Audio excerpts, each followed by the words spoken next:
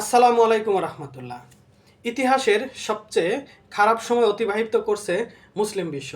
অভিভাবক শূন্য মুসলিম বিশ্ব কিভাবে ঘুরে দাঁড়াতে পারে, মুসলিমরা আবারও কিভাবে পৃথিবীকে শাসন করতে পারে, সেই সকল বিষয়ের আলোচনা থাকবে আজকে। আমি গত পর্বে আলোচনা করেছি কিভাবে মুসলিমরা ব্যর্থতা বরণ করেছে, কিভাবে মুসলিমদের এই অধপতন হলো, সেই সকল বিষয়ের সংক্ষিপ্ত আলোচনা।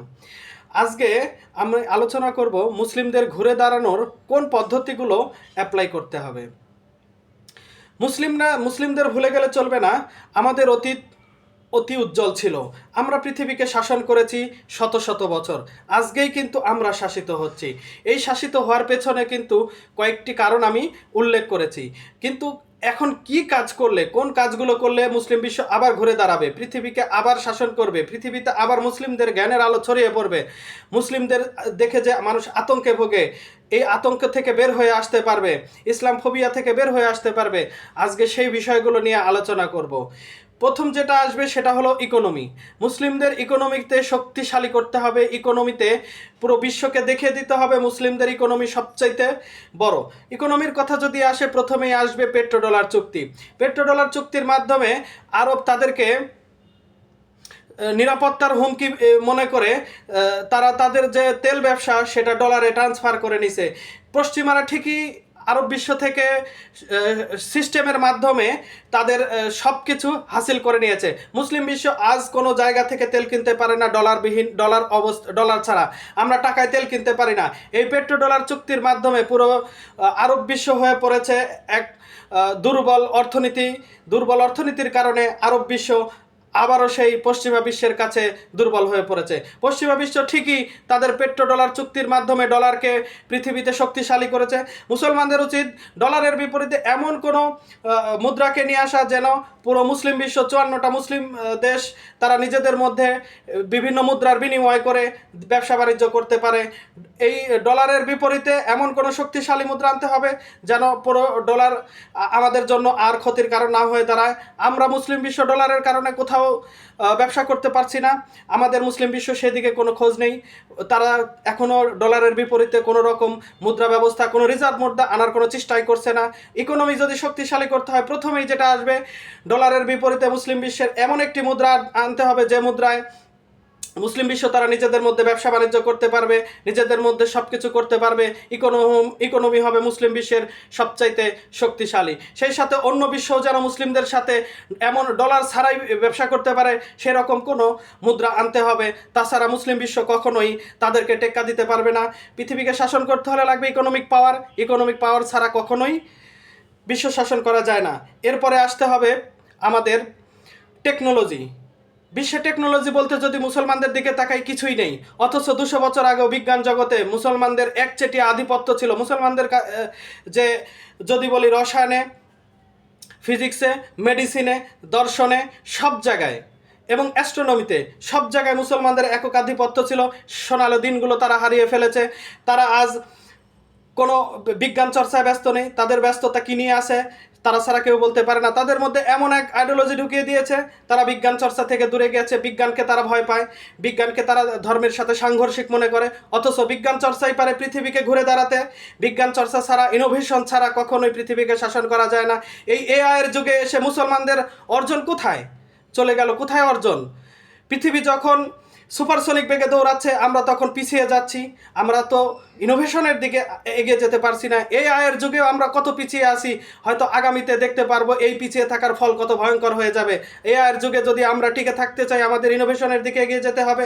আমাদের যদি কম্পিউটার ইনোভেশন না থাকে, আমাদের যদি এআই ইনোভেশন না থাকে, আমরা কিভাবে টিকে থাকবো?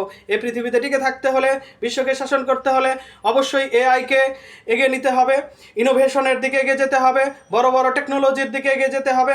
আমাদের টেকনোলজি কেন কিনতে হবে? আমরা এগিয়ে যাব। ইরান পৃথিবীতে এখন বর্তমানে সারা বিশ্বকে দেখিয়ে দিচ্ছে যে তাদের টেকনোলজি কত উন্নত। পুরো মুসলিম বিশ্ব যদি এভাবে টেকনোলজিতে, গবেষণাতে যদি এগিয়ে যায়, তাহলে সারা পৃথিবীকে আবারও শাসন করতে পারবে। সোনালী দিনগুলো ফিরে আসবে। একটি ছোট্ট ইতিহাস বলি।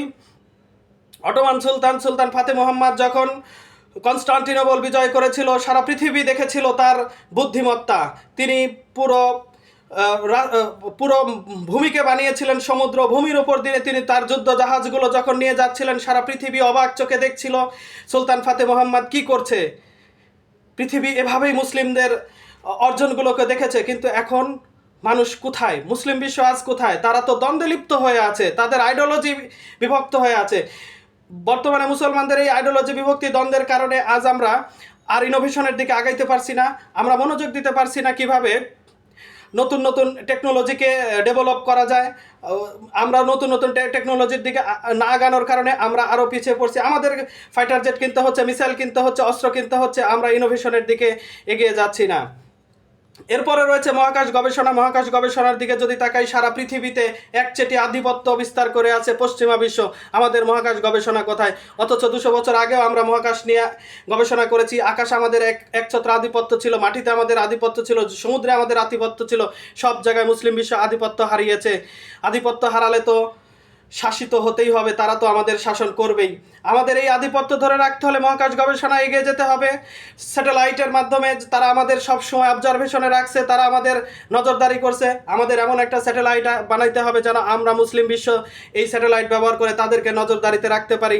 আমরা যেন স্যাটেলাইটের মাধ্যমে মহাকাশ গবেষণার মাধ্যমে এগিয়ে যেতে পারি, তাদেরকে আবারও দেখিয়ে দিতে পারি মুসলিম বিশ্ব আবার সেই সোনালী দিনগুলো ফিরে পাচ্ছে। তারা পৃথিবীকে শাসন করবে, জ্ঞানের আলো ছড়াবে। এরপরে যদি দেখি আমরা আমাদের মিডিয়ার যে আধুনিক যুগের যে মিডিয়া, সেই মিডিয়ার দিকে এগিয়ে যেতে হবে মুসলিম বিশ্বকে।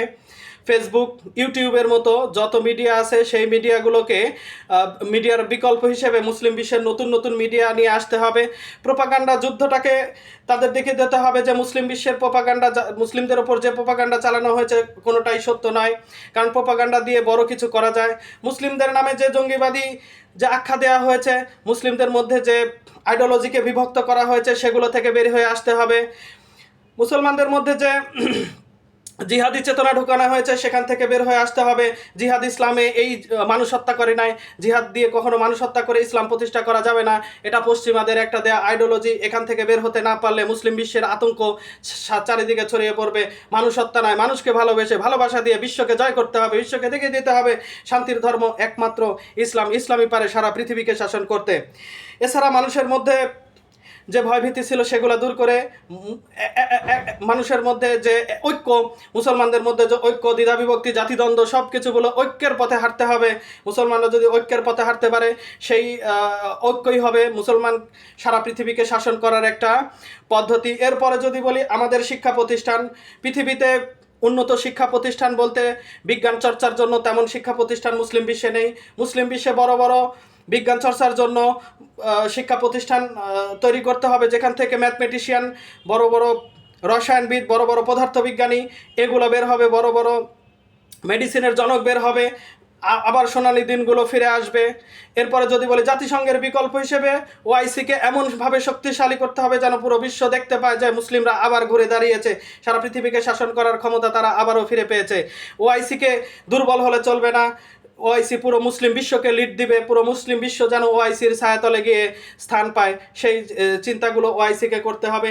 এরপরে ইনোভেশনে যেন মানুষ আগ্রহী হয়, বিজ্ঞান চর্চায় যেন আগ্রহী হয়, ঠিক সেরকম একটি পুরস্কারের ব্যবস্থা করতে হবে মুসলিম বিশ্বে। যারা বড় বড় ইনোভেশনে আগ্রহী হবে তাদেরকে টাকা পয়সা দিয়ে তাদেরকে যে কোনোভাবে হলে এর আগ্রহ সৃষ্টি করতে হবে, পুরস্কার দিতে হবে। যদি বড় কোনো আবিষ্কার করে, আমরা দেখব যে মুসলিম বিশ্ব তাহলে এই বিজ্ঞান চর্চার জন্য আগ্রহী হয়ে আসবে। বিজ্ঞান চর্চাই পারে পুরো পৃথিবীর মুসলিমকে এক জায়গায় নিয়ে এসে সারা বিশ্বকে শাসন করার এক ফর্মুলায় আনতে। মুসলিমদের এই খারাপ সময়কে যদি আমরা সরাতে চাই, মুসলিমদের যদি ভালো দিন আসতে হয়, তাহলে অবশ্যই ইনোভেশনের দিকে এগিয়ে যেতে হবে, আমাদের অবশ্যই গবেষণার দিকে এগিয়ে যেতে হবে। বিজ্ঞান গবেষণা ছাড়া মুসলিম বিশ্ব কোনো দিনই এগিয়ে যেতে পারবে না। পশ্চিমাদের সাথে টেক্কা দিতে হলে অবশ্যই মুসলিম বিশ্বকে ইনোভেশন এবং গবেষণার দিকে এগিয়ে যেতে হবে। গবেষণা, ঐক্য এবং নতুন নতুন আবিষ্কার পারে মুসলিম বিশ্বকে এই সারা বিশ্বের কাছে আবারও সেই সোনালী দিনের মতো শ্রেষ্ঠ করতে। এ পর্যন্তই।